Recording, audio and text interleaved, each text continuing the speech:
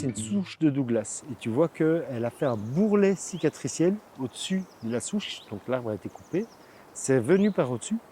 Et en fait, il a encore de la force parce qu'il a celui-là et celui-là dont les racines sont complètement liées et donc vont se toucher, vont créer des liens qu'on appelle un anastomose racinaire et donc vont donner à cette souche la possibilité de compartimenter, de venir se recouvrir et comme s'il avait encore des feuilles et qu'il pouvait faire sa photosynthèse alors qu'il n'en a plus. C'est clair qu'on voit bien qu'il n'en a plus. Et ça, c'est vraiment le lien entre les arbres de même essence dans la forêt. C'est incroyable. Ils sont tous liés. Et donc, ça doit être triste, un arbre tout seul. Il n'y a pas d'arbres tout seuls normalement. Dans la nature, ils sont Ouais, dans la rarement tout nature, seuls. mais par exemple en ville. Ah oui, un arbre, oui. En ville, oui. Oui, bien sûr, on est hors sol. Hein. Alors là, oui, un arbre en ville, il n'est pas au mieux. Il n'est pas au mieux de sa forme. On fait ce qu'on peut dans les villes, en fonction de la place donnée. On fait aussi beaucoup de bêtises avec les élagages, j'ai l'impression. Ouais, en fait, il y a une façon de gérer l'arbre qui ne doit pas être drastique. Il faut éviter de couper la tête d'un arbre. C'est ce qui se passe dans la nature ici avec les cerfs, les chevreuils qui viennent prendre le bourgeon terminal, où il y a plein de bonnes hormones qui favorisent l'accroissement de l'arbre. Et en prenant le bourgeon terminal, ils vont favoriser une autre hormone qui fait que l'arbre va s'épaissir et développer les branches latérales.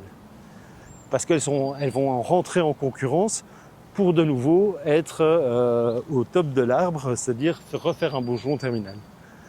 Et donc oui, il y a plein de pratiques qui sont méconnues. En fait, voilà, de nouveau, c'est modestie par rapport à l'arbre. Et formation peut-être aussi, non? Oui, Information et formation. Oui, alors, oui. Mais comment il y a des associations qui militent pour le respect de l'arbre dans les communes depuis des dizaines et des dizaines d'années. Arboresco pour ne pas les citer. Et rares sont les communes qui ont envoyé les ouvriers communaux faire une formation chez eux. Ah ouais. Alors que voilà, c'est pas le prix parce que enfin voilà, c'est une volonté aussi. Maintenant, on se rend compte qu'il faut planter des arbres dans les villes parce que ça apporte de l'oxygène, mais surtout ça réduit la température. Mais sans blague, j'ai envie de dire. Enfin, il faut pas être un grand scientifique pour se dire qu'un arbre va abaisser la température par son évapotranspiration, par la surface au sol, donc du soleil qui ne va pas taper directement sur le bitume et réchauffer la température. Voilà, il y a des trucs qui sont de base, quoi. C'est la base. Et pourtant, on coupe. Alors oui, ça devient de plus en plus rare. Les citoyens sont de plus en plus vigilants. Tiens, regarde, ici là, tu vois les arbres en bleu. Ça, c'est des arbres qu'on a plantés, par exemple. De nouveau, sur noir. Ça, c'est un petit noisetier. Alors, il n'est pas facile, excuse-moi. Si, ça, c'est un noisetier. Et ça, c'est un noisetier. Ah oui. Alors, lui, je m'en fiche qu'il soit abrouté. Parce que mon but, c'est évidemment qu'il fasse Un buisson. un buisson. Mais tu vois à ses feuilles qu'il n'est pas très en forme. Il a un peu soif. Et puis, tu as les copains Ah là. qui sont fait dégommer par les sangliers. Mais voilà, Les sangliers ou les chevreuils? Ici, c'est un sanglier qui a tiré sans doute. Ah oui. Ici, c'est un sanglier qui a retourné. Mais comme il y en a d'autres qui sont là et qui ont bien pris, c'est pas grave. C'est pas grave. Donc ici, on pourrait dire qu'on est dans un lieu d'accueil de la biodiversité. Enfin, la biodiversité, depuis que je te connais, je sais que c'est un credo pour toi. Au départ, tu étais apiculteur. Alors oui, cette année-ci, c'est la première année où j'arrête l'apiculture Ah oui. à cause du frelon asiatique. Je n'ai plus de plaisir à voir mes ruches se faire décimer. Donc voilà, c'est la première année où j'arrête. Mais la biodiversité est super importante. Donc j'essaye d'utiliser ce que j'ai appris au niveau de la biodiversité pour le mettre en pratique ici. Ici, par exemple, on va avoir des grosses coupes, comme je te disais, cet hiver. Donc je vais passer chez Pascal à Écossaime pour acheter des semences et remettre ça dans les chemins pour accueillir la biodiversité et avoir une valeur ajoutée. Tu verras tout à l'heure où on va aller se promener. On a la chance d'avoir des orchidées sauvages en lisière, des épipactis à grandes feuilles. Et donc c'est génial. Et au niveau des oiseaux, ici, il y a une diversité, c'est formidable. Alors, par exemple, on a le pic noir. Le pic noir est assez répandu en forêt. Mais du coup, mes nichoirs, ils sont tous avec une petite protection en fer pour éviter que le pic noir vienne tout exploser pour manger les oisillons. Mhm. C'est déjà arrivé une fois. Et donc, vraiment, on a beaucoup de chance. Le lieu est vraiment favorable à la biodiversité. On fait tout pour. Et on va faire encore mieux. On fait des haies, en fait, on a planté aussi énormément d'arbres pour créer des haies contre le vent, mais aussi comme refuge pour les animaux, pour que ce soit un petit peu nectarifère aussi, parce que c'est assez pauvre en nectar une forêt, surtout une forêt ardennaise. Et donc, ça, voilà, on a envie que ça devienne équilibré pour tous les usagers de la forêt, y compris les insectes, Mhm. y compris tout. Oui, les petits mammifères, enfin tout. Oui, oui, oui. Tu... Il y a la martre des pins, il y a l'état de bois que je t'ai montré. Ça, c'est plutôt pour les mustélidés. Voilà, il me manque une seule chose, c'est de l'eau. Ça serait génial d'avoir une mare. Ah oui, Ouais. ça serait très attractif, Ah oui, au certainement. niveau de la biodiversité, dans les bois, il n'y a pas mieux.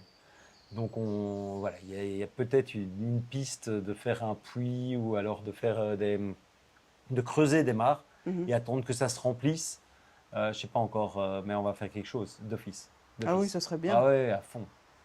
C'est notre rêve, donc on va le faire. Et tu pourras faire des belles captures de photos au piège Ça photographique. c'est clair, ça c'est clair. Donc ouais, ici, on a la chance avec tous les animaux. Alors, par exemple, on a le chat sauvage Ah qui oui.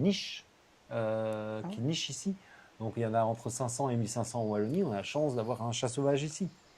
On a plein de blaireaux, la martre des pins, des fouines, des belettes. C'est génial.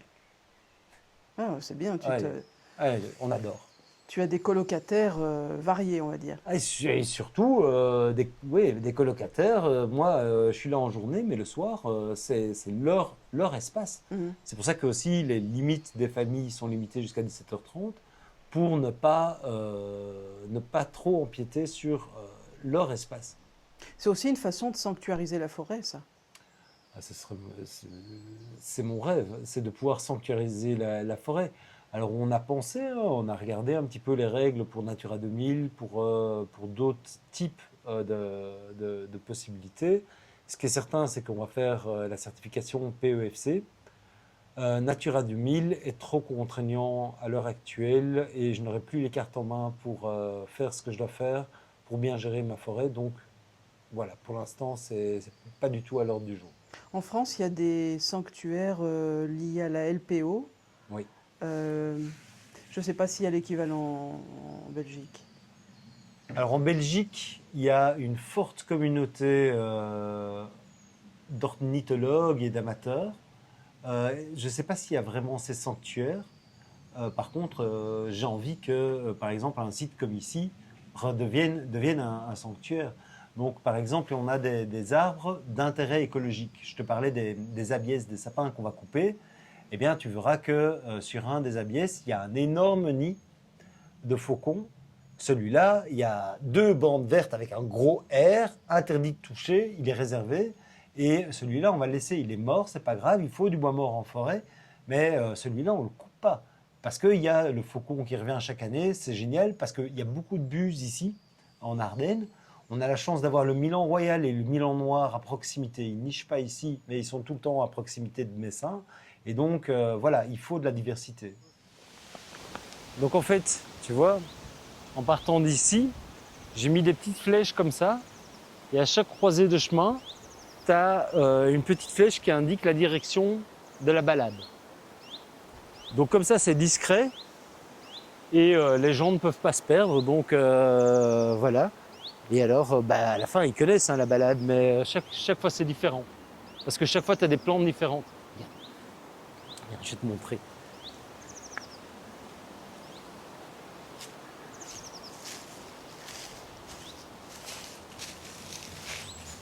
Epipactis à grandes feuilles. Orchidée sauvage, typique des lisières. Je suis trop content, il y en a une là, il y en a une là. Et tout le long de cette lisière, il y en a. Ah, je vois bien là. C'est génial. Elle n'est pas encore en fleurs, mais ça va arriver.